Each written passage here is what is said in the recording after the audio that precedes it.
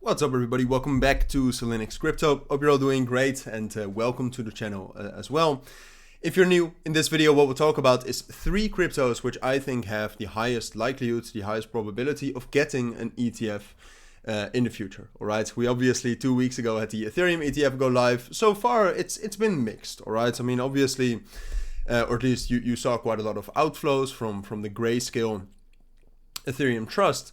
But overall, these ETFs, if you look at Bitcoin and what it has done for Bitcoin in terms of this year, has been super bullish, and therefore it is also crucial, or at least it's very, it can deliver you a lot of profits if you can accurately assess which cryptos can get the ETF next. All right. So in this video, we'll talk about three of those coins. I'll tell you why I think they can get an ETF. It is still like ETFs for cryptos. Only Bitcoin and Ethereum have them. It's very difficult for cryptos to get those, all right? Because the only ETFs that matter are ETFs in the United States. And at this point of time, the SEC is not very kind to crypto, right? So it's going to be hard for a crypto like Solana, which is the first coin we'll talk about, to get an ETF. But even the rumor, even the possibility of it getting an ETF is already very bullish and can already deliver you quite a lot of profits if you time it right, all right? And at least fundamentally, it's very, very bullish. So the first one is, of course, Solana, all right? And the first obvious reason for that is that Solana is the only coin where one of those ETF providers, VanEck this time, already filed for a spot Solana ETF with the SEC. Now, is this likely to pass? Probably not. All right, Solana is still being named a security in a number of SEC lawsuits.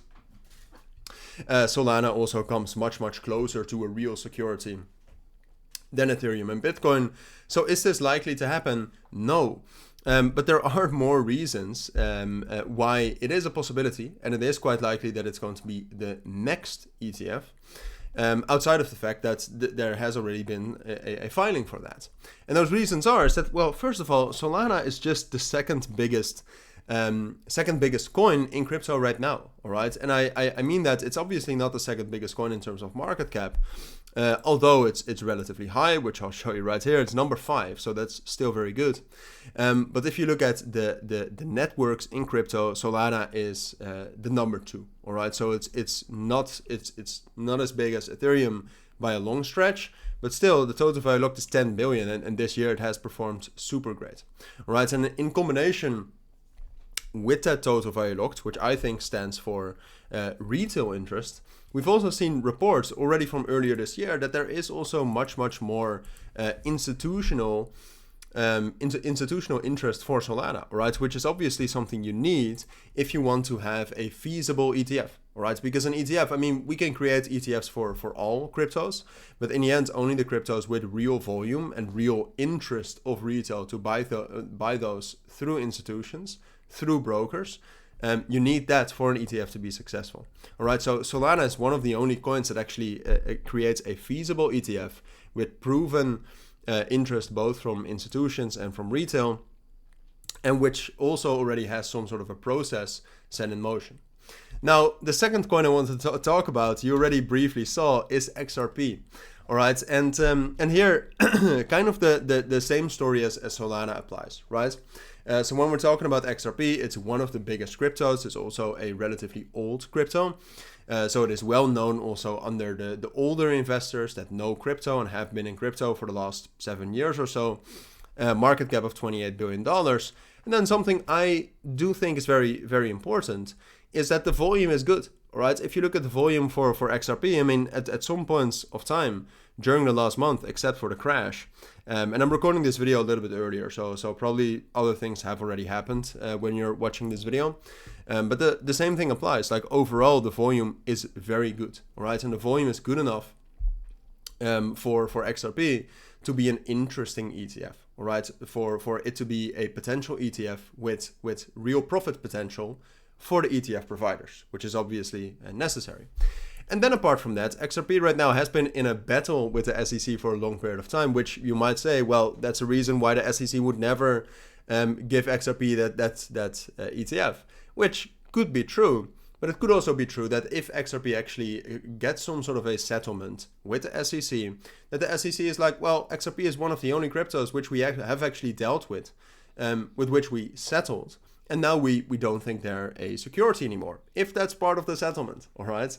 And therefore, I think their whole ordeal with the SEC is actually a reason why we can see an XRP ETF. And then lastly, I think this is potentially this is the most interesting one, all right? I think Solana, in terms of the profit you can make with that, is a little bit more interesting. Excuse me, it's a little bit hot here. I think Solana is a bit more interesting, but the last one is Litecoin.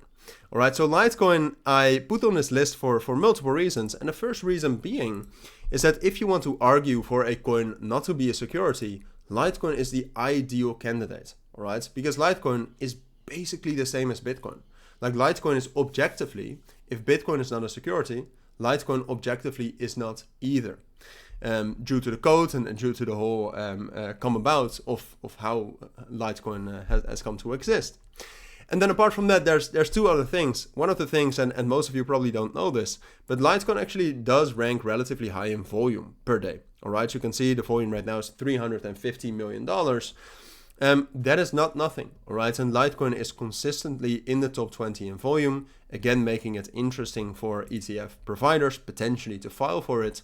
And they already have a grayscale Litecoin trust as well, all right? Where at this point of time, which I want to show you that, at this point of time, if you look at Litecoin, they already have over $100 million in assets under management.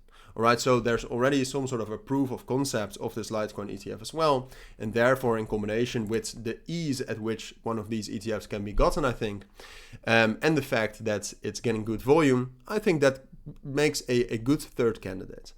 All right, so those are the three cryptos, XRP, Solana, and Litecoin. There are other cryptos I've talked about, or at least I've thought about as well. And there are definitely, I mean, in the long term, I think we'll see much more ETFs. But for now, I think these are the three most interesting ones in terms of actually getting an ETF, but also the potential price moves we can see ahead of a filing. All right, those are my thoughts. That's what you'll have to work with. For now, thank you for watching. Take care and bye.